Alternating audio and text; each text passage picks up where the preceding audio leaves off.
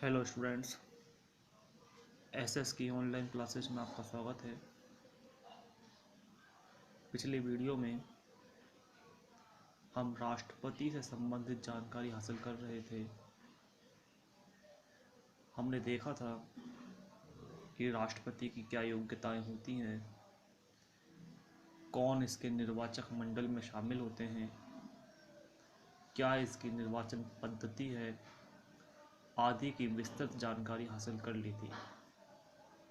आज हम देखते हैं राष्ट्रपति की शक्तियों के बारे में कि आखिर राष्ट्रपति के पास कौन कौन सी शक्तियां हैं। सामान्य तौर पर देखा जाए तो राष्ट्रपति रबर की मोहर के समान होता है, अर्थात हमारे देश के संविधान में राष्ट्रपति के पास नाम मात्र की शक्तियां हैं, लेकिन फिर भी जो शक्तियां उसके पास हैं उसका देश के शासन में महत्वपूर्ण योगदान है। तो आइए देखते हैं कौन कौन सी हैं राष्ट्रपति की शक्तियां। राष्ट्रपति की शक्तियों को दो भागों में बांटा जाता है, एक आपातकालीन शक्ति और दूसरा सामान्यकालीन शक्ति। सबसे पहले हम बात करते हैं आपातकालीन शक्तियों की। देखिए, नाम से ही स्पष्ट है, आपातकालीन शक्तियां अर्थात इसका सीधा सा मतलब है कि इन्हें सामान्यकालीन परिस्थितियों में इनका उपयोग नहीं किया जाता। आपातकालीन शक्तियां टोटल 3 प्रकार की हैं। आपातकालीन शक्तियां 3 प्रकार की हैं, जिन्हें संविधान के अनुच्छेद 352, 356 व 360 में शामिल किया गया है। ये 3 अनुच्छेद 352, 56 और 360 राष्ट्रपति की आपातकालीन शक्तियों से संबंधित है। तो आइए चर्चा करते हैं। पहली शक्ति अनुच्छेद 352 के तहत।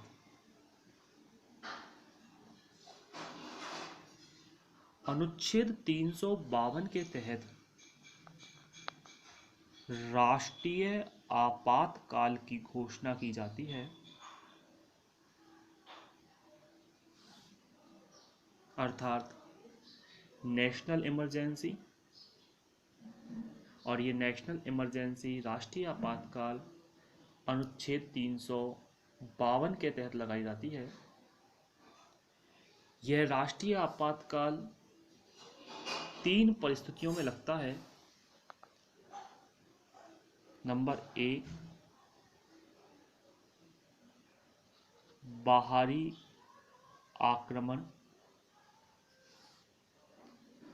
अर्थात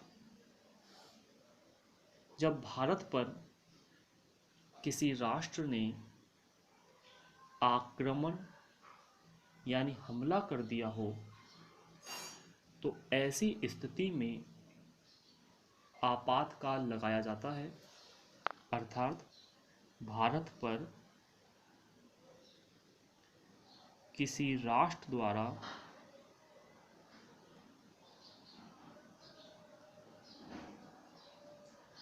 हमला करने की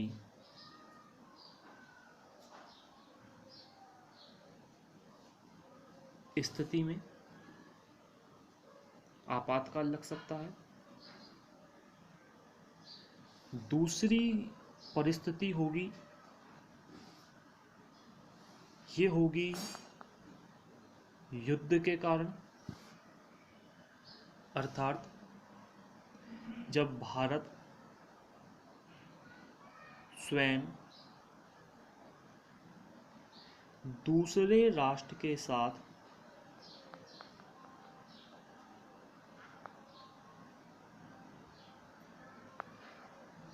युद्ध में शामिल हो जाए। क्या अंतर है दोनों में?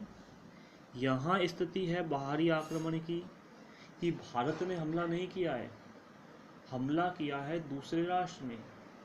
भारत को पता भी नहीं है, भारत तैयार भी नहीं है, उसे किस चीज़ की कोई जानकारी नहीं, और दूसरे राष्ट्र ने हमला कर दिया है। तो ये हुआ बाहरी आक्रमण। और युद्ध, भारत संपूर्ण तैयारी के साथ दूसरे देश के साथ युद्ध के लिए तैयार रहे या युद्ध शुरू कर दे। तो बाहरी आक्रमण और युद्ध दोनों ही स्थितियों में अनुच्छेद 352 के तहत राष्ट्रीय आपातकाल लग सकता है। वहीं तीसरा है सशस्त्र विद्रोह या आंतरिक असंतोष के कारण। सशस्त्र विद्रोह या आंतरिक असंतोष के कारण अर्थात जनता या जनता का कोई भाग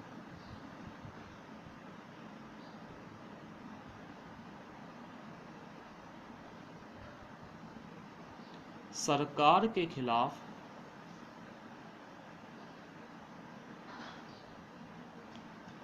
हथियार सहित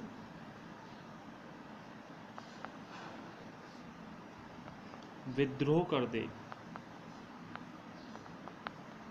अर्थात सशस्त्र। तीन स्थितियां देख सकते हैं: बाहरी आक्रमण, दूसरे देश ने हमारे ऊपर आक्रमण कर दिया हो, हमारे द्वारा दूसरे देश के साथ युद्ध हो गया हो, या देश के आंतरिक भाग में ही देश की सीमाओं के अंतर्गत ही देश के नागरिकों के द्वारा सरकार के खिलाफ युद्ध की घोषणा कर दी गई हो। ऐसी स्थिति में अनुच्छेद 352 के तहत राष्ट्रीय आपातकाल लगाया जाता है। ध्यान दीजिए इस चीज को, मूल संविधान के अंतर्गत आंतरिक असंतोष शब्द शामिल था, यानी मूल संविधान में सशस्त्र विद्रोह का कहीं उल्लेख नहीं है। मूल संविधान में सशस्त्र विद्रोह के स्थान पर आंतरिक असंतोष लिखा हुआ है, लेकिन मोरारजी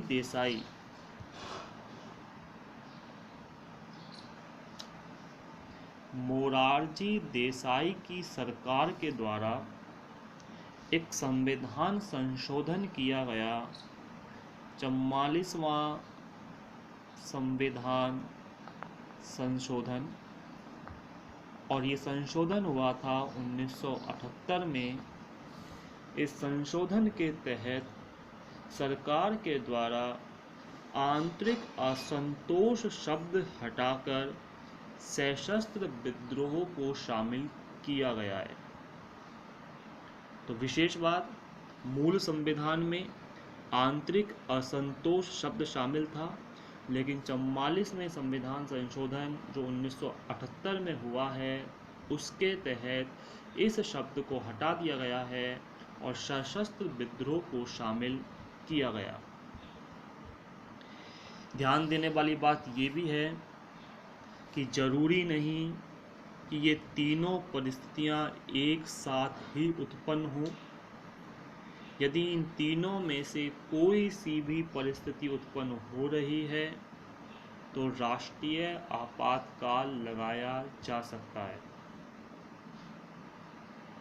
इसके अतिरिक्त एक और विशेष बात यह भी आती है कि जरूरी नहीं कि ये तीनों परिस्थितियां अपने वास्तविक रूप में हों। वास्तविक रूप का मतलब ये तीनों परिस्थितियां उत्पन्न हो गई हों, अपितु यदि इनके होने की सिर्फ संभावना व्यक्त हो रही है, राष्ट्रपति को, सरकार को ये आभास हो रहा है कि ऐसी परिस्थितियां उत्पन्न हो सकती हैं, तो अनुच्छेद 352 के तहत राष्ट्रीय आपातकाल लगाया जा सकता है। अर्थात एक बार फिर स्थिति स्पष्ट कर देता हूँ मैं, जरूरी नहीं है तीनों स्थितियाँ हों, ना तो हमारे देश पर आक्रमण हुआ हो, ना ही भारत किसी युद्ध में शामिल हुआ हो, ना ही कहीं सशस्त्र विद्रोह हो, लेकिन फिर भी आपातकाल लगाया जा सकता है। अर्थात इनकी संभावना होने पर ही कि ऐसा हो सकता है, आपातकाल लग सकता है। ध्यान दें, देश में यानी भारत में अब तक 3 बार आपातकाल यानी राष्ट्रीय आपातकाल लग चुका है।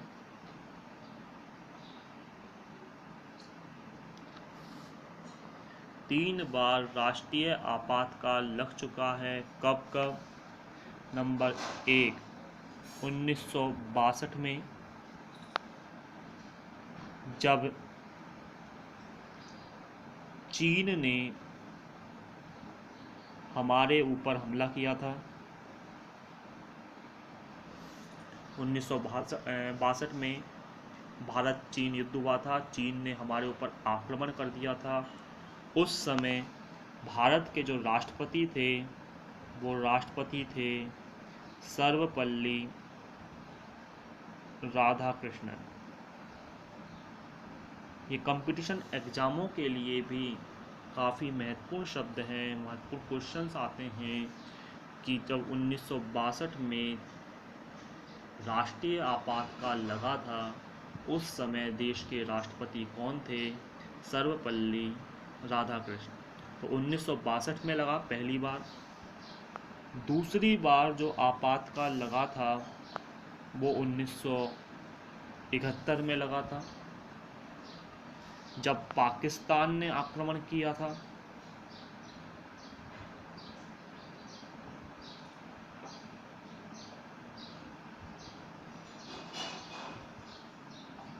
जब पाकिस्तान ने हमारे ऊपर आक्रमण किया और उस समय जो राष्ट्रपति थे वो थे वी गिरी। और तीसरी बार जो आपातकाल लगा था वो 1975 में लगा था, और ये आपातकाल आंतरिक असंतोष के कारण लगा। ध्यान दें, 1975 में आंतरिक असंतोष ही है शब्द। मैंने चर्चा की थी कि 44वें संविधान संशोधन 1978 के द्वारा इस शब्द को हटाकर सशस्त्र विद्रोह शामिल किया है, लेकिन 1975 में जब आपातकाल लगा था वो आंतरिक असंतोष के कारण लगा था, और उस समय जो राष्ट्रपति थे वो थे फखरुद्दीन अली अहमद। तो राष्ट्रीय आपातकाल के बारे में काफ़ी चर्चा की अभी हमने। राष्ट्रीय आपातकाल 3 परिस्थितियों में लगता है और 3 बार देश में राष्ट्रीय आपातकाल लग चुका है। अब जरा देखिए कि 1975 में जो आपातकाल लगा था उसमें क्या भूमिका रही थी। 25 जून 1975 की ये घटना है।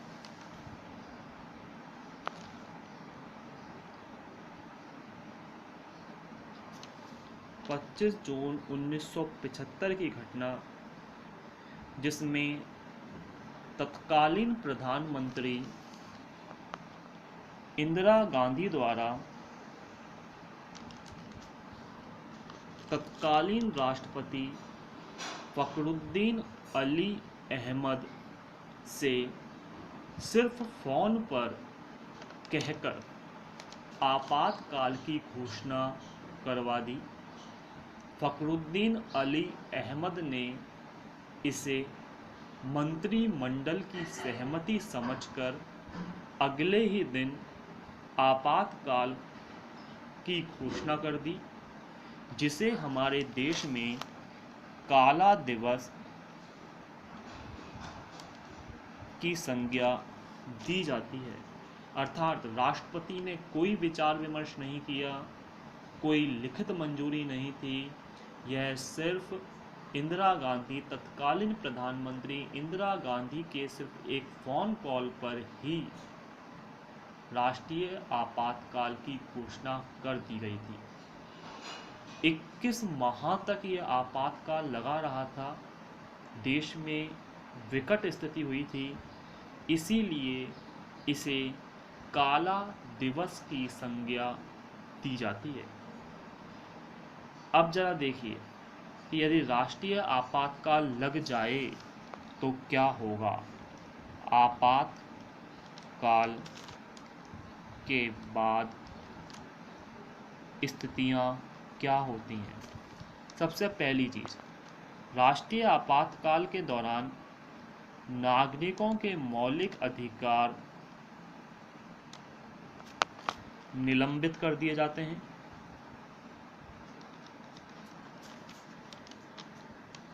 इसके अलावा राज्य सूची के जो विषय हैं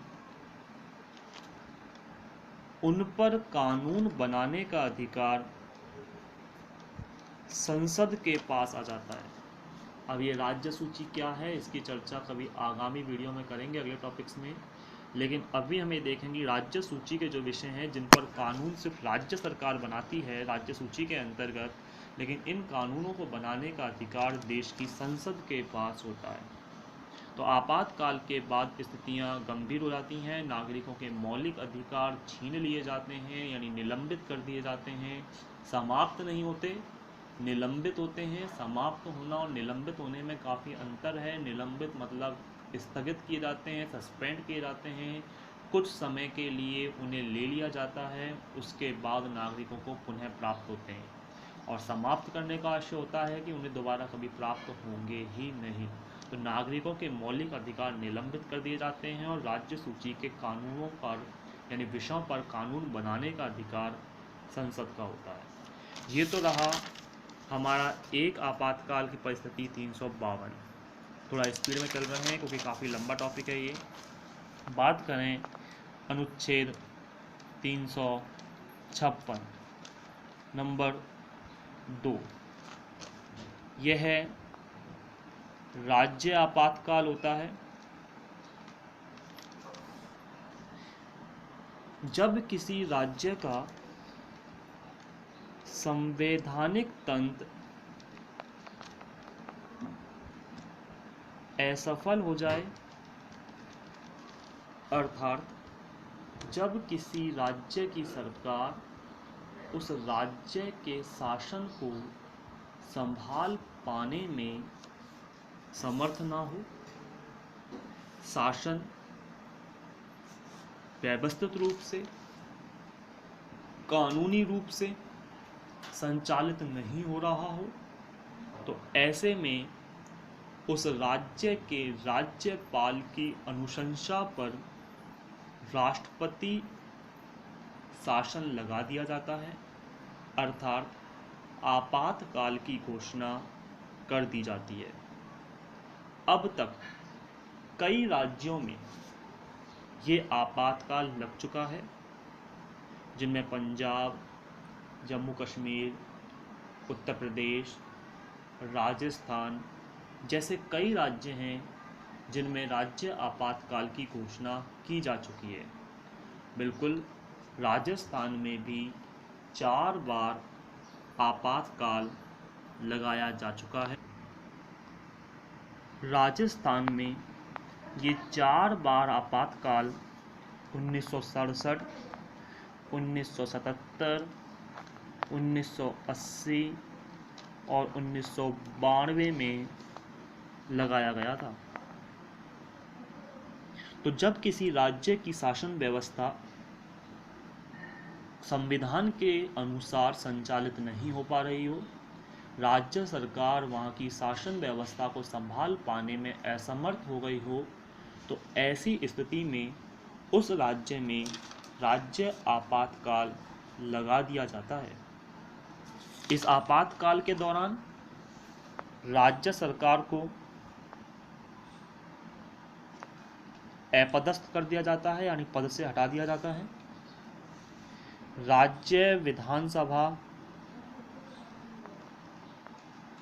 भंग कर दी जाती है तथा उस राज्य का शासन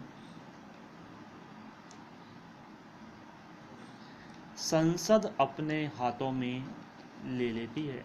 अर्थात राज्य सरकार के पास कोई शक्तियां नहीं रहती, ये सारे अधिकार संसद के पास होते हैं।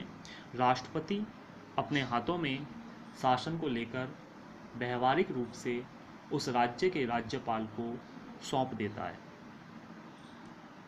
वहीं बात करें तीसरा आपातकाल अनुच्छेद 360 के तहत, जिसे वित्तीय आपातकाल कहते हैं। इसका तात्पर्य यदि कभी देश की साख को खतरा हो, जब कभी देश की साख को खतरा हो, तो ऐसी स्थिति में राष्ट्रपति वित्तीय आपातकाल की घोषणा कर देता है। अब सवाल यह आ रहा होगा कि साख का मतलब क्या है, अर्थात देश की अर्थव्यवस्था, मुद्रा, पूंजी, व्यापार आदि को खतरा बना हुआ हो, स्तर लगातार गिरता चला जा रहा हो, ऐसी स्थिति में राष्ट्रपति वित्तीय आपातकाल की घोषणा कर सकता है। ध्यान दें, आज तक हमारे देश में कभी भी वित्तीय आपातकाल नहीं लगा है। तो ये बहुत अच्छी बात है कि हमारे देश में वित्तीय आपातकाल की घोषणा नहीं की गई। तो ये 3 प्रकार के आपातकालीन शक्तियाँ जिनकी चर्चा बड़े ही संक्षिप्त रूप में की गई है, अनुच्छेद 352, 356 और 360 के तहत। ये वो संकट का समय होता है जब शासन राष्ट्रपति अपने हाथों में लेकर संचालित करता है, अन्यथा राष्ट्रपति के पास सामान्य कालीन में बहुत कम पावर्स दी गई हैं, जिनका उपयोग राष्ट्रपति प्रधानमंत्री के निर्णय से करता है। लेकिन आपातकाल के दौरान वह कई निर्णय स्वयं अपने विवेक से लेकर अध्यादेश जारी करके उन आदेशों को दे सकता है। तो राष्ट्रपति की आपातकालीन शक्तियाँ, उम्मीद करता हूँ ये टॉपिक आपके समझ में आया होगा। शेष जानकारी के लिए देखते रहिए एसएस की ऑनलाइन क्लासेज। जब तक के लिए धन्यवाद।